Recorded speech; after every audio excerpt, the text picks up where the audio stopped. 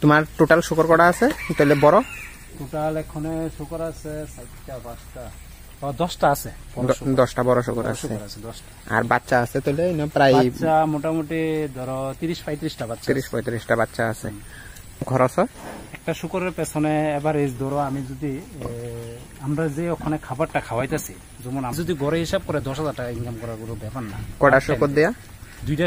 তো এলে না আইলে ভাই মানে কাজ করতে লাগবে, টাইম দিতে লাগবে, নিজের শরীরে বেশি শ্রম দিতে লাগবে, নিজের শরীরে চিন্তা করলে হইতো না। বাচ্চা কোয়ালিটি গ্রোথ দেখতে পারো। এটির বয়স কদিন হয়েছে? এটি ওখানে 35 দিন। 35 ফার্ম করো? আমি 2015 থেকে শুরু। তো এর মধ্যে করোনায় তো সবারই লস হয়েছে, তেমন আমিও মোটামুটি ভালো লসের দিকে গেছি করোনার মধ্যে। তো এর মধ্যে একটু গ্যাপ ট্যাপ আসছিল করোনার সময়টা ভিতরে। গ্যাপ বলতে মায়ের খাওয়ার পরে কিছু একটা বন্ধ আসছিল, কমাই দিয়েছিলাম পরিমাণটা। তো এরপরে আবার স্টার্ট করছি।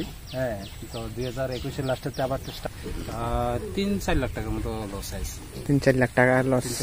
ধরো এবারে যদি আমি 50,000 করেও ধরি যে আসছিল, যে কোনো বিজনেস করার আগে ভালো করে যাচাই করে নেবেন, কারণ প্রত্যেকটা বিজনেসই ঝুঁকি সাপেক্ষ। যে কোনো বিজনেসে যে কোনো সময় লস হতে পারে, তো সেজন্য দায়ী আপনিই থাকবেন। চলো বন্ধুরা, আমরা আজকে আসি বিশালগড়ে একটা দাদার ফার্মে আইছি। তো ফার্মটা আপনারা দেখাবো, 2খানে আছে দাদার ফার্ম। তো এখানে কিছু বাচ্চাও অ্যাভেলেবেল আছে, বাচ্চার কোয়ালিটিও ভালো আছে। তো যদি কেউ লাগে তাহলে যোগাযোগ করবেন। আর আপনার দাদার সঙ্গে পরিচয় করে দিতেছি। আর আপনার দাদার এক্সপিরিয়েন্সও 2015 থেকে শুকর পালে, তো প্রায় 10 বছরের কাছাকাছি এক্সপিরিয়েন্স। তো দাদার এক্সপিরিয়েন্সগুলো আপনাদের সঙ্গে শেয়ার করব। তো ভিডিওটা লাস্ট অব্দি দেখেন। আর বাচ্চাগুলো দেখাইতেছি আপনারা। তো আমরা যে দাদার বাড়িতে আছি, দাদার ফার্মে, তো দাদার লোক আপনাদের একটু পরিচয় করে দিই। দাদা, পরিচয়টা কোন? আমার নাম হচ্ছে বিপুল দেবনাথ। তো বিশালগড় কলকুলি আর কি অ্যাড্রেসটা। তো যদি কেউ আইতেছে বাচ্চার লাগা, তো বিশালগড় কলকুলিয়া অ্যাড্রেসে আইলে পাইব। আর বিশালগড় যদি কেউ আইও, বিশালগড় থেকে যদি না চিনে, তো আগে আননের ব্যবস্থা আমার আছে, ব্যবস্থা করুম আর কি, যদি বাচ্চা টাচ্চা লাগে নিতে চা। কটা বাচ্চা আছে দাদার কাছে এখন? আমার কাছে এখানে বাচ্চা আছে আপাতত, এটি মেচুরেট বাচ্চা আছে এখানে 10-11টা। আর পরের বেসের আবার বাচ্চা আছে যেটি ওই রেডি হইতেছে। তো এটি এখনো রেডি হয়েছে না, বয়সটা একটু কম আছে। তো এটি আপাতত রেডি। এই বাইরে যেগুলো সারুনিয়াটের বয়স কত? বয়স এটি ওখানে 55 দিন। 55 দিন বয়স। 55 দিন। ঠিক আছে। তো এটির মারে আপনার এখন দেখাইতেছে। দাদা, কতদিন হয়েছে ফার্ম করে? আমি 2015 থেকে শুরু। তো এর মধ্যে করোনায় তো সবারই লস হয়েছে, তেমন আমিও মোটামুটি ভালো লসের দিকে গেছি করোনার মধ্যে। তো এর মধ্যে একটু গ্যাপ ট্যাপ আসছিল করোনার সময়টা ভিতরে। গ্যাপ বলতে মায়ের খাওয়ার পরে কিছু একটা বন্ধ আসছিল, কমাই দিয়েছিলাম পরিমাণটা। তো এরপরে আবার স্টার্ট করছি। হ্যাঁ, তো 2021-এর লাস্টেতে আবার স্টার্ট করছি। তো এখানে আমার এই গড়টি আছে। আবার আমরা বাড়ি 2টা আর কি, তো 2টা বাড়ি ওই বাড়ি তো আছে। তারপরে আবার বাড়ির কাছে ওইদিকে করে রাখছি, কারণ এদিকে একটু ঘনবসতি অনেক মানুষের একটু প্রবলেম যাতে না হয়, তার লেগে খানে করে রাখছি আর কি ফার্মে। তো বাচ্চা ইডি ছাড়াও আমার ওইদিকে আর একটা শুকরের বাচ্চা আছে, রেডি হইতেছে ওই জায়গার ভিতরে, যা 6-7 দিন হয়েছে বাচ্চা দিছে। এছাড়া এমনি আমার কাছে আবার ওই প্রেগনেন্ট যে ইয়ে আছে মেল শুকর যেটা, এটাও আছে। আমি মানুষের এখানে লাগলে নিয়ে যাওয়ার ব্যবস্থা আছে করি আর কি।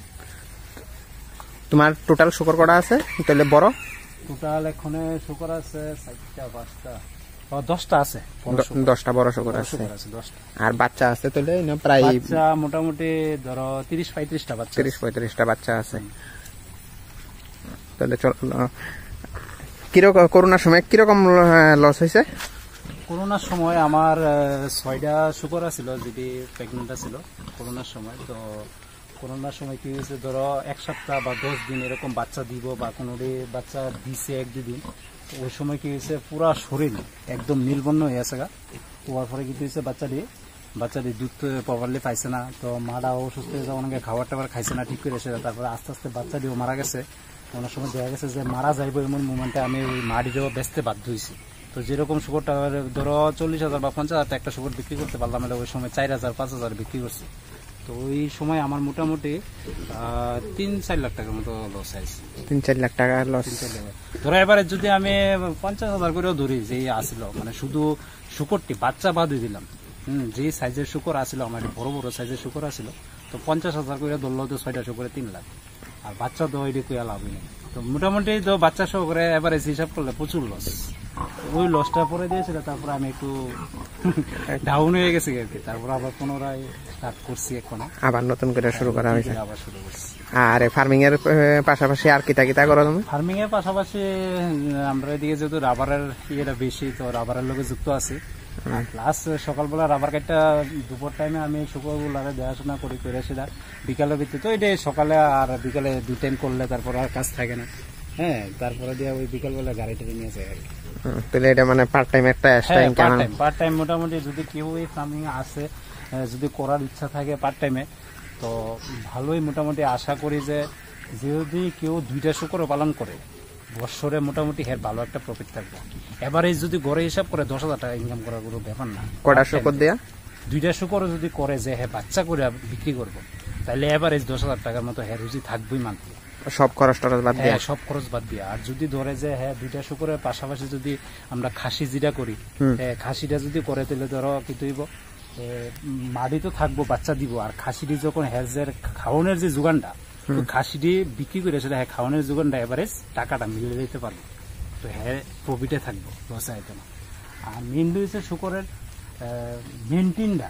হ্যাঁ, এবার আমার অনেক সময় দেখা গেছে যে বৃষ্টি হলো, কারেন্ট নাই, একদিন দিনের বেলা সারাদিনে কারেন্ট মিশিয়ে গেছে, তো আমি রাতে 10টা বাজলো আমি শুকর গরু আয়া ওয়াশ করি। কারণ ওয়াশটা পরিষ্কারটা হয়েছে মেনলি, হ্যাঁ, যেটা মনে করি না হইলে বাচ্চার প্রবলেম হইব, প্লাস শুকরের প্রবলেম হইব।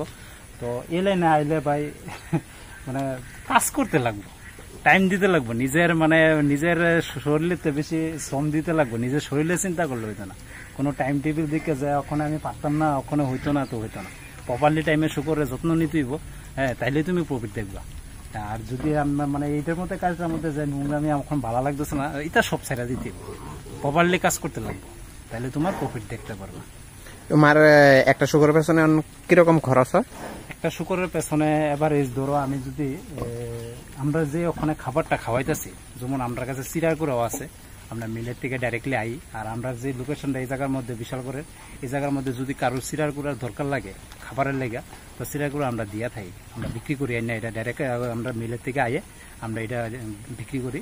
আর এর পাশাপাশি আমরা যেমন শুকরের খাবার যেটা আছে, গোডরেজ আছে, তারপরে নিউরিটা আছে, 2টা খাবার আছে, ওইটিও আমরা সেল করে থাকি আর কি। ডাইরেক্ট কোম্পানির থেকে আমরা এই খাবারটি আনিয়ে সেল করি। তো ওইটা যেহেতু আমরা খাওয়াই, এবারে হিসাব করে দেখছি যে খাবারটা আছে, যদি আমি সিরার গুঁড়া বা পোলট্রির খাওয়ান যেটা আছে, এটা যদি ফিট করে এক লগে দুটা মিলাই দেয়, তাহলে একটা খাবার হয়। আর যদি আমি বস্তা যদি ওই যেটা শুকরের খাবার গোডরেজ বা নিউরিটা এটা যেটা যদি আছে, আমরা যদি এটা ইউজ করি, তাহলে এটা মনে করো যদি সকালে যদি 1 কেজি বা 1.5 কেজি একটা শুকরের দিই, তারপর আবার বিকালে 1-1.5 কেজি দিই, যেটা বড় শুকর, তাহলে হয়ে যাবে। আর বাচ্চা হইলে বাচ্চা শুকরে আমরা যখন ধরো এই যে ওখানে আছে আমার কাছে বাচ্চাটি, এটিতে আমি আপাতত ওখানে পাতলা বসি, আর পোলট্রির যে ফিটটা আছে ওইটা ইউজ করি। এই বাচ্চাটিতে পোলট্রির যে ফিটটা আর পাতলা বসি ইউজ করি। তারপরে 2 মাস পরে এটা আস্তে আস্তে ওখানে ওই যে শুকরের খাবারটা আছে এটা দিলেও হয়। কত খাইব? সকালবেলা যদি 500 দিই, আবার বিকালবেলা 500, 1 কেজি, তো 1 কেজি খাবারের দাম 1600 টাকা বস্তা বা 1700 টাকা বস্তা হলে 1 কেজি খাবারের দাম কত হয়? এদিকে 30 টাকা কেজি বা 35 টাকা কেজি পরে এরকম হয় আর কি। এবারে তাহলে আর বেশি তো বড় হইলে লাগে 100-150 টাকা বা 200 টাকা খরচ করলে ভালোই শুকরের প্রফিট। তাহলে এখানে 2টা মানে একটা শুকরের বাচ্চা আছে, যেটি ঘরে বন্দি অবস্থায় আছে। এই যে বাচ্চা কোয়ালিটি গ্রোথ দেখতে পারো। এটির বয়স কদিন হয়েছে? এটি ওখানে 35 দিন। 35 দিনের বাচ্চা। এটা মোটামুটি খাওয়ান অল্প অল্প খায় না? অল্প অল্প ওখানে খাবার ধরছে, অল্প অল্প খাইতেছে। আর যেটি আছে 55 দিনের, ওইগুলা বাইরে ছাড়ুন না, এটি থেকে লাগলে কেউ নিতে পারো। আর এটার মাডা হয়েছে, এটা না? এটা মাডা, এটা মাডা, এটা কিন্তু ল্যান্ড্রাইসে রয়েছে।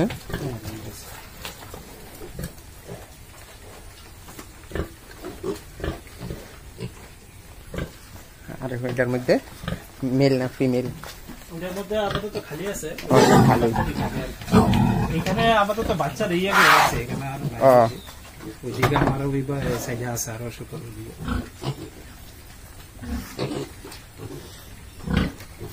এটা কি মেলটা কিতা জানি আছিল, যেটা ক্রস করাইছো মেলটা? মেলটা এটা রেন্ডাস এই সেম জাতি আছে। না হামশেয়ারের মতো অনেকটা বাচ্চা আইছে। হামশেয়ারের মতো আইছে, বাট সুপারটা সাদা আছে। ওটা আরেকজন তাই না করাইছে যে সঠিক কি ওইটা আমি নাই। তো দাদার মোবাইল নাম্বারটা একটু কয়ে দাও তাহলে যারা 7005815639। ঠিক আছে আমি দিয়ে দেবো। তো যারা আর খাওয়ান লাগবো বা যে কুড়া টুরা লাগবো বা বাচ্চা লাগবো তাহলে দাদার সাথে যোগাযোগ করলে বিশালগড়ের আশেপাশে নিতে পারো সবাই। এটা মানে 4 বার দিছে বাচ্চা, এখনো গ্রোথ কিন্তু মোটামুটি ভালো গ্রোথ আছে। 6 বার করান যায়।